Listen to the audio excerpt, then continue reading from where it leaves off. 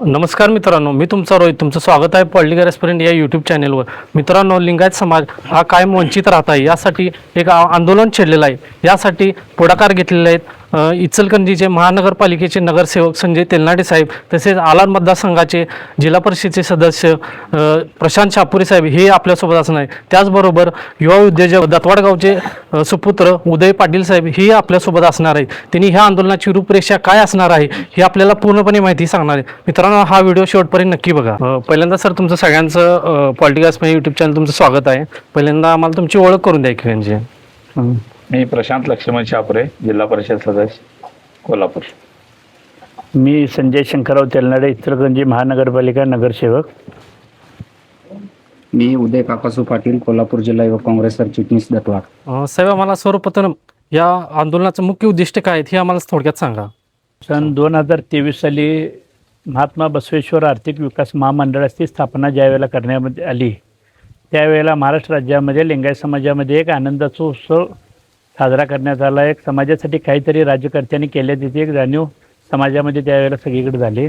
पण नंतरच्या काळामध्ये त्यावेळेला त्याच्या अटी व नियम जे सगळे जर बघितले तर त्यामध्ये जी अट घातलेली की विरशो लिंगायत व ओबीसी घटकाअंतर्गतच ती लिंगायत समाजाची स्थापना त्यावेळेला जी करण्यात आलेली होती, त्याचा सरसकट लिंगायत समाजाला फायदा व्हावा ह्यासाठी आत्ताचं हे आंदोलन आम्ही जी सुरुवात केलेली आहे की इतर बाकीचे जे समाजामध्ये जसे ज्यांचे महामंडळं जशी आहेत त्याच महामंडळाप्रमाणे आमच्या लिंगायत समाजात देखील स्वायत्तता मिळावी व सरसकट लिंगायत समाज करून त्यामध्ये असलेली ओबीसीची अट ती काढावी यासाठीचं हे आंदोलन आम्ही चालू केलेलं होतं. आता आम्हाला हे सांगा की हे बेमुदत साखळी उपोषण करण्याची वेळ का आली व ह्याच्या आधी सरकार पुढे काय मांडण्या आपण आधी मांडल्या होत्या का?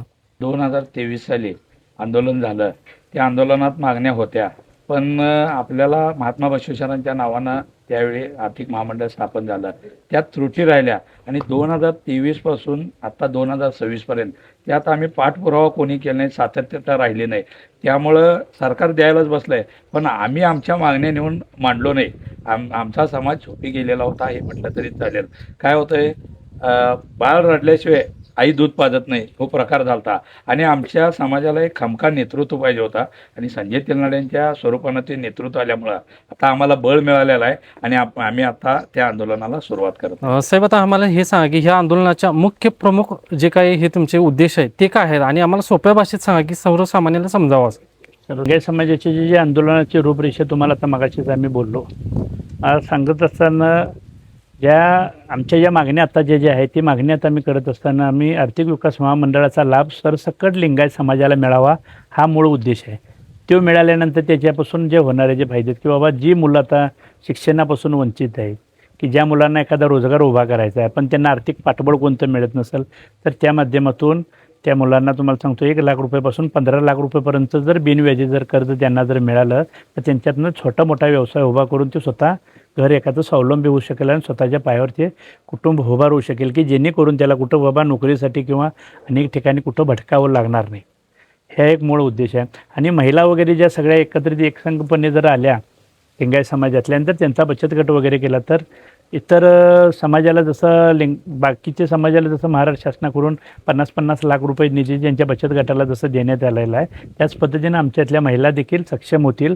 त्यामुळं महिलांच्यासाठी देखील 50 लाख रुपयाचं जर कर्ज बिनव्याजी जर मिळालं तर त्याचा फायदा करणे पूर्ण तळागाळामधील असलेल्या महिलांना होईल आणि त्यांच्यातून होणाऱ्या एखाद्या व्यवसायाला उभारणी होऊन सगळ्या महिला एकत्रित येतील आणि समाजाचं गठबंधन देखील होईल.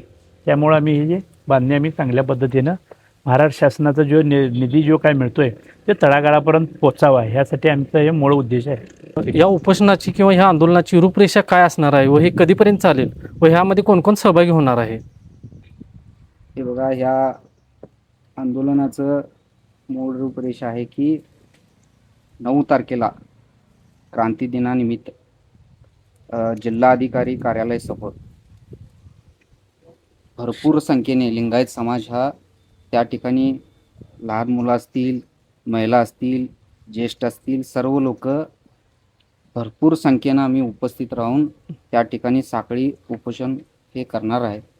आणि जर साखळी बेमुदत उपोषण करणार आहे आणि साखळी उपोषणानं पण यश आला नाही तर त्या पुढची वाटचाल ही वेगळीच असणार. 9 तारखेला क्रांती दिनाचं औचित्य साधून जे आंदोलनाला जे साखळी उपोषणाला जी सुरुवात केलेलं आहे, ती सुरुवात करत असताना तळागाळातला प्रत्येक आमच्या लिंगायत समाजामध्ये असलेल्या अनेक पोटजातीचे सगळ्या एकत्रित येऊन मोठ्या प्रमाणामध्ये त्यावेळेला आंदोलनाला पाठिंबा देण्यासाठी त्या ठिकाणी जे बेमुदत जीव संप जे आम्ही पुकारलेला आहे ते साखळी उपोषणाचा 9 तारखेपासून कंटिन्यू मोठ्या प्रमाणामध्ये तुम्हाला त्या ठिकाणी कोल्हापूर जिल्ह्यामध्ये तुम्हाला पाहायला मिळेल. आणि त्याच ठिकाणी आज देखील आज राजू शेट्टी साहेब असून देत, गणपतराव पाटील असून देईल, अनेक नेते मंडळी आज सगळा उठाव बघून आज जसा त्यांनी ते पाठिंबा देण्यासाठी इथं एकत्रित आले. आज त्याच पद्धतीनं तुम्हाला सांगतो सत्यज बंटी पाटील साहेबांचं देखील त्यांना पत्र त्यांनी दिलेलं आहे की पाठिंब्यासाठी. आज यड्रावकर आमदारांनी देखील तिथं पत्र दिलेलं आहे. आणि एक तुम्हाला सांगतो जिल्हा परिषदेचे सदस्य देखील तिथं आहेत, पंचायत समितीचे सदस्यांनी आणि अनेक वेगवेगळ्या जाती धर्मातील लोकांनी आता येऊन तिथं मागच्या कार्यक्रमामध्ये पाठिंबा दिलेला आहे. तो वाढता पाठिंबा बघून मला वाटतं की त्यावेळेला 100% त्यावेळेला 9 तारखेला मुख्यमंत्री महोदय आज कोल्हापूर आणि सांगली दौऱ्यावर असलेल्याची चर्चा आपणाला ऐकायला मिळते. त्यावेळेला जर त्यांनी तिथं जर आलेले असतील आंदोलनाच्या वेळेला जर त्यांनी कोल्हापूर जिल्ह्यामध्ये जर कुठं तर आपणाला ते आढळले तर आमच्यातले अनेक नेते मंडळी आणि यांचा विचार करून जर ते प्रशासनाला जर जाग आणायचं असेल तर प्रशासनाने त्याच वेळेला जर दखल घेतली तर काहीतरी चमत्कार घडून त्यावेळेला जरी निर्णय तर होईल अशी एक आम्हाला अपेक्षा आहे. ठीक. तरी सांगली जिल्हा, सोलापूर जिल्हा, अखंड महाराष्ट्रभर आता आमचा समाज पेटून उठलेला आहे. त्यामुळं महाराष्ट्रातली सर्व नेते मंडळी किंवा सर्व समाज आपला इथं कोल्हापुरात येणार आहे आणि 14 तारखेपर्यंत त्यांना निर्णय घ्यायला आम्ही भागच पाडणार आहे. आणि जसं लिंगायत समाज जसं एकत्रित याला त्यावेळेस सर्व समाजाला आमचं आव्हान आहे की सगळ्या समाजाने येऊन लिंगायत समाजाला पाठिंबा द्यावं एवढी विनंती. साहेब, आता आम्हाला हे सांगी या आंदोलनामुळे राज्य शासनावर किंवा प्रशासनावर कसा परिणाम होईल असं तुम्हाला वाटतंय? आम्ही आता जे आंदोलनाला जी 9 तारखेला जी आम्ही सुरुवात केलेली आहे ती जर सुरुवात बघितली तर तुम्हाला सांगतो की आम्ही साखळी उपोषणा पद्धतीने आम्ही जे चालू केलेलं आहे त्यावेळेला समाज सगळा टोटली सगळा एकत्रित 100% एकसंघपणे उतरणार आणि त्यावेळेला पाठिंबा देण्यासाठी तिथं प्रत्येक जण येणार या गोष्टीची 100% आम्हाला खात्री आहे. त्याच वेळेला मुख्यमंत्री देखील आहे त्यावेळेला मग ते प्रशासन त्यावेळेला त्याची काय दखल घ्यायचं हे प्रशासनानं त्यावेळेला ठरवायचं. जर आम्ही आता समोपचार पद्धतीनं जर आम्ही जशा मागण्या करालो आहे त्या मागण्या जर त्यांनी कुठं बाबा मान्य करण्यासाठी कुठं जर बोलवलं बैठका जरी झाल्या तर त्या गोष्टी तर चांगल्याच आहेत. पण जर तिथून पुढच्या काळामध्ये उग्र आंदोलन वेगळ्या पद्धतीनं कशा पद्धतीनं होईल त्यावेळेची दिशा वेगळी आमची असणार.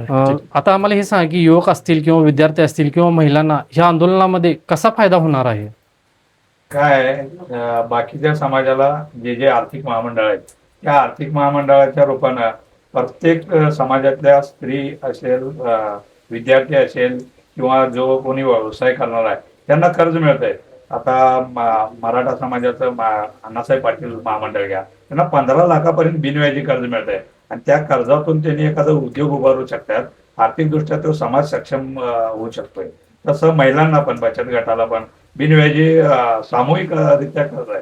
हे कर्ज जर मिळालं, आम्हाला काय दुसरं काय नको आहे, एक पाठबळ मिळालं एक आमच्या विद्यार्थ्याला किंवा एखाद्या आमच्या पुढच्या पिढीला जर आर्थिकदृष्ट्या सक्षम होण्यासाठी एक पाठबळ मिळालं तर तो जरूर कमवून खाईल एवढं म्हणजे आम्ही समाधानानं सांगतो. आणि त्यासाठी जे आम्ही सर्वजण आंदोलन करतो. मला असं विचारत होतं की इतर समाज किंवा सर्वसामान्य जे नागरिक आहेत त्यांना तुम्ही काय आवाहन करू इच्छिता? सर्वच समाजांना आम्हाला ह्या माध्यमातून सांगायचं आहे की महाराष्ट्र हा पुरोगामी विचारांचा आहे, शाहू फुले आंबेडकरांच्या विचारांचा आहे.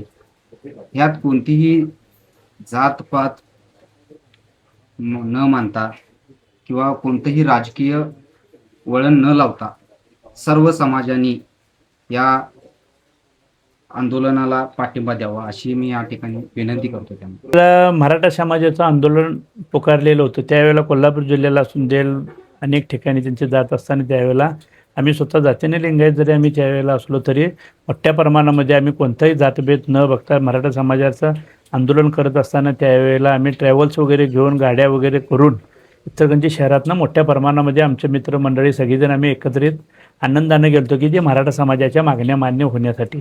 त्याच पद्धतीनं आज आम्ही लिंगायत समाजाच्या मागण्यासाठी ज्यावेळेला आम्ही एकत्रित यायचा विचार ज्यावेळेला केला त्यावेळेला आम्हाला 100% आत्मविश्वास आहे की सर्व समाज 100% लिंगायत समाजाला पाठिंबा देण्यासाठी एकत्र येतील अशी आम्हाला अपेक्षा आहे.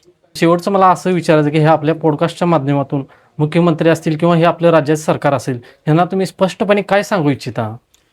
ते मुख्यमंत्री महोदय, मंत्रिमंडळाला माझी एकच मागणी आहे की ज्या पद्धतीनं सर्वच महामंडळं वेगवेगळ्या समाजाची जी स्थापन तुम्ही केलेलं आहे आणि त्यांना ज्या त्या मागण्या त्यांच्या पूर्ण तळागाळापर्यंत सरसकट समाजाला जसा त्यांचा न्याय मिळतो त्या महामंडळाच्या माध्यमातून, तसाच न्याय आमच्या महामंडळात देखील ओबीसीची अट शिथिल करून सरसकट लिंगायत समाजाला मिळावा ही मागणी आमची मुख्य आहे. आणि त्यासाठी बाकीचे जर जाती धर्माला जर तुम्ही महामंडळं जर त्या पद्धतीने जर निधी देत असाल तर आमच्या महामंडळाला देखील लिंगायत समाजाच्या जो 50 कोटीचा जो निधी आहे तो निधी वाढवून घेऊन त्यामध्ये जी ओबीसीची जी खोचक जी घातलेली आहे ती अट शिथिल करून समाजाला 100% या प्रशासनाकडनं न्याय मिळेल असं आम्हाला वाटतं. आता पुढची दिशा आता त्याने ठरवतील की कशा पद्धतीने जायचं किंवा काय करायचं.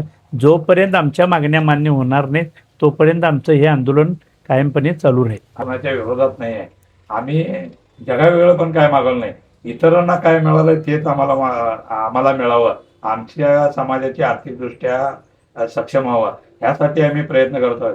आणि मला 100% खात्री आहे की हा विषय जर मुख्यमंत्रींच्या पर्यंत गेला तर जरूर आम्हाला न्याय मिळेल आणि जरूर ते आमच्यावर विश्वास ठेवून ह्या मागण्या आमच्या मान्य करतील. शिरोळ तालुका हा पूर्वीपासून चळवळीचा तालुका म्हणून ओळखला जातो. चळवळीचे अनेक नेते ह्या तालुक्यामध्ये होऊन गेलेले आहेत आणि ह्या आंदोलनाची सुरुवात आदरणीय संजय तेलनाडे सरकारांच्या माध्यमातून सुरुवात ही शिरोळ तालुक्यामधून झालेली आहे. आणि ह्याच्यामध्ये अनेक मंडळी आता ह्याला पाठिंबा दिलेला. आदरणीय शेतकऱ्यांचे नेते राजू शेट्टी साहेब ह्या आमच्या आंदोलनाला पाठिंबा दिलेले आहेत.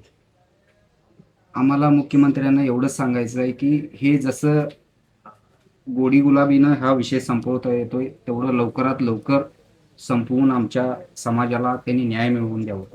त्यांनी महामंडळ स्थापन केलेलं आहे आणि महामंडळाचं झाड लावलंय पण त्या झाडाचं काय फळ आपल्याला मिळत नाही. सरसकट जर इथं महामंडळाचा लाभ आमच्या समाजाला मिळाला तर बरं होईल, एवढीच आमची त्या मुख्यमंत्री साहेबांना विनंती आहे. मी सगळं तुमच्या तिघांचं पण मी आभार मानतो की तुम्ही ह्या आंदोलनाची रूपरेषा आमच्या माध्यमातून चांगल्या पद्धतीने मांडला, त्याबद्दल तुमचं मनापासून आभार. मी लिंगायत समाजाचं जे महामंडळाची जी स्थापना जी झालेली आहे त्याच्यामध्ये असलेल्या त्रुटी शिथिल करून सरसकट लिंगायत समाजाला महाराष्ट्र राज्यामध्ये असणाऱ्या तळागाळातील सर्वच लिंगायत समाजाला त्याचा लाभ होणार आहे. त्या लाभ होण्यासाठी जे आंदोलनाला जे आपण साखळी उपोषणाला जे आपण जे 9 तारखेला जे आंदोलनाची सुरुवात केलेली आहे त्या ठिकाणी लिंगायत समाज तर पूर्ण महाराष्ट्र राज्यातून सगळीकडनं सगळ्या ह्या पाठिंबा देण्यासाठी यावं. सर्व जाती धर्माला देखील आम्ही विनंती करतो की त्यांनी देखील आमच्या समाजासाठी आणि न्याय हक्कासाठी जे आम्ही उपोषणाला जी सुरुवात करणार आहे त्याला पाठिंबा देण्यासाठी सर्व समाजाने त्या ठिकाणी यावं ही विनंती. येत्या 9 तारखेला माननीय संजय तेलनाडे सरकारांच्या नेतृत्वाखाली हे जे उपोषणाचा विषय चालू आहे त्याला गट तट पक्ष राजकारण सर्व सोडून सर्व जाती पातीतल्या लोकांनी आम्हाला आता पाठिंबा दर्शवलेला आहे. त्या पद्धतीनं 9 तारखेला सर्वजण हजर राहून ह्याही मोर्चा यशस्वी करूया हीच विनंती सर्वांना करतो. 9 तारखेला क्रांती दिन आहे आणि आमच्या समाजाने जोरदार संख्येने उपस्थित राहून माननीय संजय तेलनाडे साहेबांना जोरदार आपल्या समाजाला जोरदार संख्येने येऊन पाठिंबा देऊन ह्या आंदोलनाला यशस्वी पाडावा अशी एवढीच या ठिकाणी विनंती करतो. सर्वांना शरण. ठीक आहे मित्रांनो, या आंदोलनाची रूपरेषा ह्या आपण 3 लीडर करून आपण पूर्णपणे जाणून घेतलं आहे. मित्रांनो, 9 तारखेला मॅक्झिमम संख्येने उपस्थित राहून ह्या आपल्या आंदोलनाला चांगला पाठिंबा द्या. मित्रांनो, अशाच आपल्या इन्फॉर्मेटिव्ह आणि इनोव्हेटिव्ह व्हिडिओसाठी आपल्या चॅनल लाईक करा, सबस्क्राईब करा आणि मॅक्झिमम शेअर करा. धन्यवाद.